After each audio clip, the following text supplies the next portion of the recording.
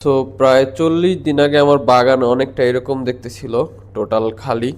এখন অনেকটাই চেঞ্জ, এখন পুরো বাগানই ভর্তি। আসেন দেখাই কি কি আছে।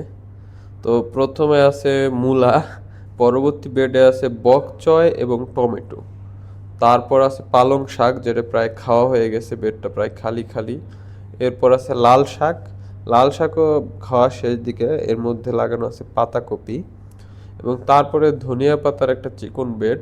এখানে ব্রোকলির কিছু চারা বেশি হয়েছিল, সেগুলো এনে লাগাইছি। তারপরে বেডে আছে মরিচ, মরিচের চারা। এরপর অপোজিট দিকে আছে বেগুন গাছ, দুই ধরনের বেগুন ধরছে এবার। এবং তারপর আছে ফুলকপি, এই যে অলরেডি ফুলকপির ফুল হইতে শুরু করছে। এবং পরবর্তী বেডে আছে ব্রোকলি, ব্রোকলি গাছগুলো মাত্র বাড়ন্ত।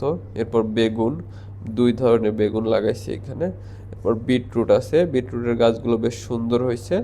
এবং এরপরে আছে ক্যাপসিকাম। আর এদিকে দু একটা পেঁপে গাছ এবং অপোজিট দিকে আছে মরিচের চারা। আজকের মতো এই পর্যন্তই, দেখা হচ্ছে আগামীকাল।